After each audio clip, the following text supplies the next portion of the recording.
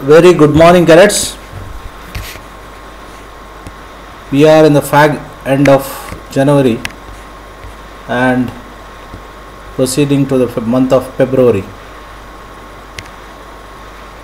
and of course very close to the final examination scheduled maybe very shortly in the next month.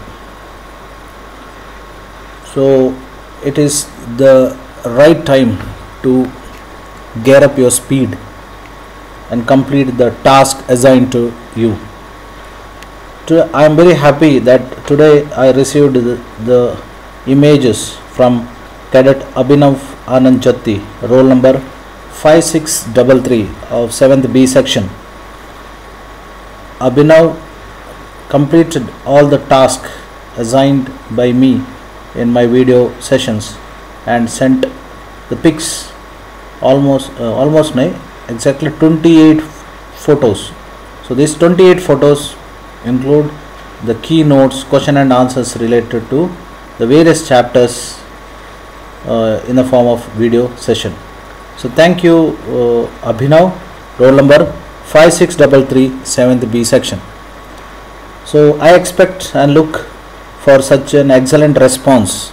Like last video I was talking about P.U. Tiwari.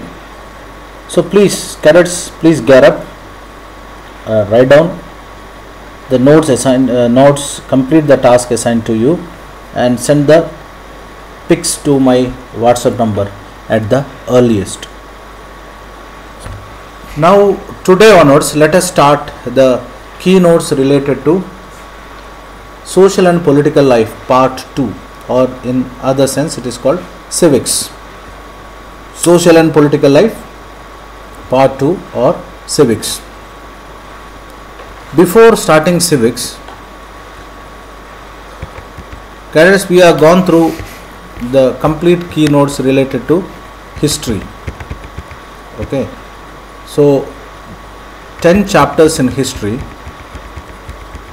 Okay, the starting chapter, that is tracing changes through 1000 years. In this chapter we discussed about the ancient, medieval and modern period of history.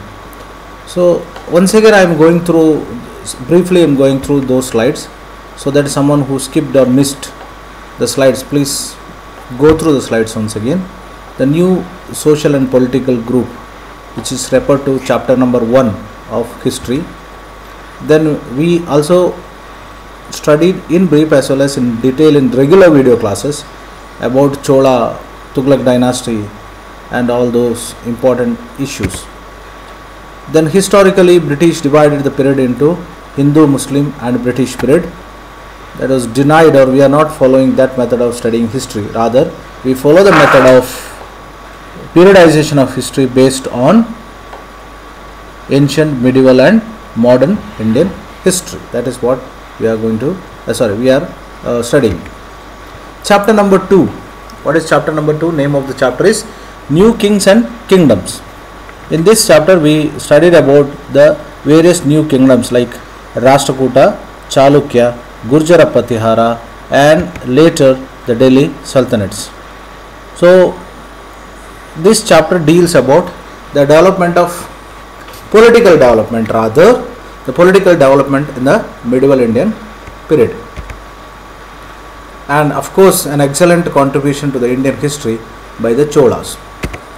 Chapter number 3. Chapter number 3, discussion about Delhi Sultans, various dynasties which ruled Delhi: Tomara Rajput, Chauhans, Slave, Khilji, Tughlaq dynasty, Sayyid dynasty and Lodi. And of course in detail we studied about the sources to study history, that is Tariq and Tawarik, and how from the garrison town, how the expansion of empire, the expansion of kingdom started in the medieval Indian period. And of course we done a comparative study of administration between Tughlaqs and Alauddin Khilji. How Alauddin Khilji's administration was completely different from administration of Tughlaq. Of course, the comparative chart we discussed in detail when the regular chapter was on.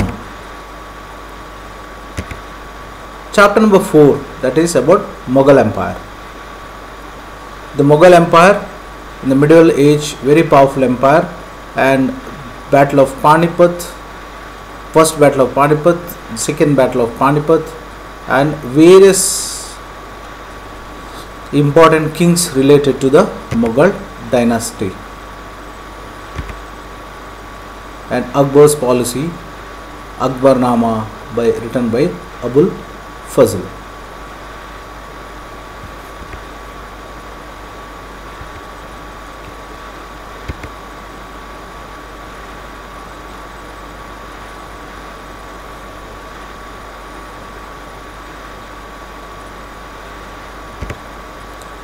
Then about rulers and building, that is chapter number 5. In this chapter we concentrated on the style of construction which are generally followed in the medieval Indian period.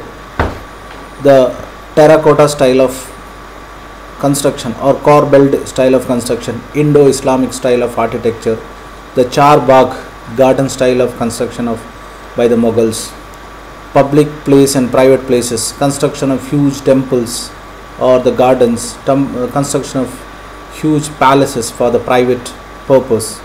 So all those things we done a comparative study in this particular chapter, and of course we studied why the temples were destroyed, because temples were considered as the important place for any dynasty or kingdom. So whenever an enemy attacked, he generally attacked on temples and destroyed the temples to show his supremacy over the defeated king.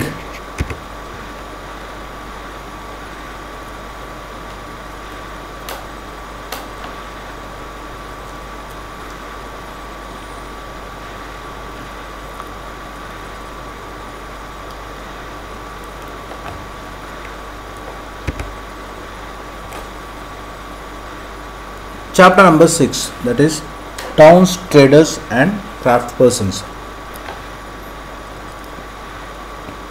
Sources of knowing about the history of this period. Core towns, forts, trading towns, administrative towns, temple towns and pilgrimage centers, bronze metal, emergence of small towns, traders, crafts in town. And next chapter is chapter number 7, that is tribes, nomads and settled communities. The tribal societies, how the tribal society involved in the profession of hunting and gathering, that's why they were called hunter-gatherers. So contemporary historians and travelers from medieval India hardly give any information about tribes. Pastoral nomads, changes in the caste structure in India, devotional path to divine. Devotional path to divine, chapter number 8. Chapter number 8 deals about the idea of supreme God. This chapter, of course, continuation, you can definitely, there is a reference of continuation of this chapter in the next higher classes. So Shankaracharya, Madhvacharya, Ramanuja and Basavanna, the idea of Veera Shaiva, all those things we studied in chapter number 2. Chapter number devotional part to divine. Philosophy of Bhakti and Basavanna's Veera Shaiva, religion, and Alvas and Nainas, a clash between two religious cults. Then Maharashtra, the Bhakti tradition. Why Bhakti tradition is so important? Because Bhakti tradition gave a new way of worshipping culture in India, because till that the Brahminical culture of worshipping highlighted the rich practices of havans and other practices, but the Bhakti tradition gave a new vision stating that to worship God only the true devotion is required, nothing else. That's what it is clearly explained about the Bhakti tradition. The Bhakti tradition, of course, in Hinduism, like that, even in Islam, the Sufism, the new cult of religious practice in which the devotion or the simplest way of worshipping God was advocated by the religious leaders. Then, of course, about Baba Guru Nanak and spread of Sikhism, and later, of course, we studied about Khalsa Panth, Guru Gobind Singh, Khalsa Panth, and how Khalsa Panth took oath to protect their religion against the atrocities or from the Afghan invaders.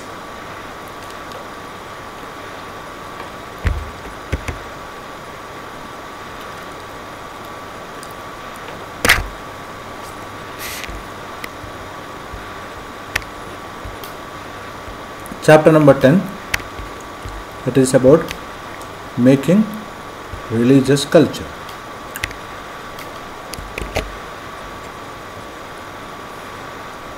How the tradition of Jagannath cult in Orissa started. Rajput and tradition of heroism, that is what Sati system. In class 8 you study about Raja Ram Mohan Rai, one of the pioneer of social reforms in India. How Raja Ram Mohan Rai rebelled against the system of Sati, and he was instrumental in abolishing the Sati system in India with the help of William Bentinck.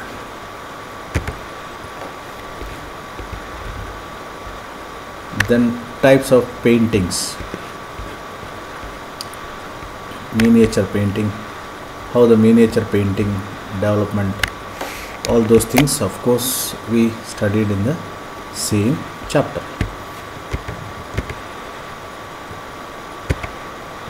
Then the last chapter of from the history, that is 18th century political formation.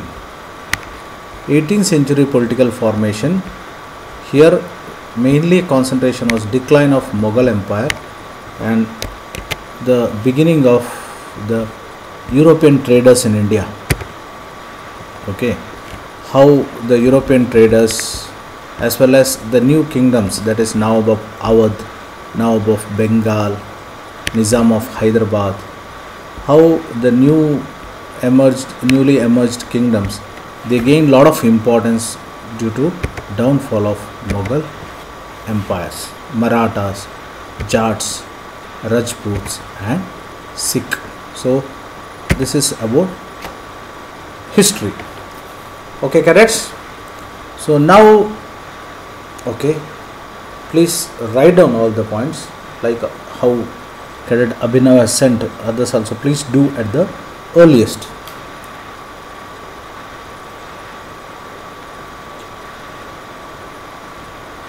So this video for 29th of January, chapter number 1 of civics, that is equality. Equality is a condition in which adequate opportunities are given to all. Now what is important here? Equality doesn't mean that equal opportunities for all. It is not equal. That's why it is said it is adequate opportunities for all. Or in simple sense, each according to one's capacity and each according to one's need. That is what equality. Equal right to vote, that is what popularly known as universal adult franchise system. It is called universal because it is given to all. That's why it is called universal. Adult. Why it is called adult? Because it is given to those who crossed 18 years of age. Franchise means right to cast vote. So universal adult franchise means right to cast the vote. Equal right to vote. In a democratic country like India, adults, irrespective of their religion, caste, education, status, or place of birth, are given a right. So the T is missing there. The right to vote under universal adult franchise system. So under universal adult franchise system, all adults are given the right to vote. Does equality exist? In reality, difference exists between rich and poor. Caste system is also rigid. Dalits in India and minorities are denied the right to dignity and equality. Now, why this discussion is there? So many times we may feel that even though Indian Constitution triumphs, declares that India as a country upholds equality, many times we may get a doubt, is really equality exists? What are some doubts? Of course, economic difference, that is rich and poor, is always exists in India. Then caste system is not so flexible even today in India. Rigid means very tough. Even though we are highly educated, literacy rate of India is going high every now and then, but still we are not completely out from our caste prejudice. So that is what caste system is also not so flexible, it's also rigid. Dalits in India and minorities are denied the right of dignity and equality. Many times Dalits, or the socially economically backward class, and the minorities, minority here number, that is a religious minority, they are denied of rights, that is also exist. Equality in Indian democracy. In Indian Constitution, the Indian Constitution recognizes every person as equal. However, this does not mean that inequality does not exist in India. 4 provisions provide equality in India: equality before law, no discrimination on the basis of caste, color, religion, race, gender. Gender means male or female. Everyone has access to all public places, and untouchability has been abolished. Article 17 of Indian Constitution very clearly says that practicing of untouchability is a criminal offence.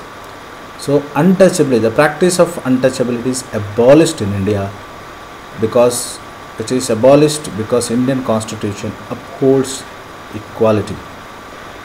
Apart from that, like public places like hospitals, wells, public transport, roads, railways, all the public places are access to all. Today you may feel very surprised why this question. If you read about the life history of Dr. Bhimrao Ambedkar, Dr. B.R. Ambedkar, he was denied to sit on the bench when he was attending the school. He was not allowed to drink water from the tap near to the school. So Indian society, of course, we had all the evil practices in the past.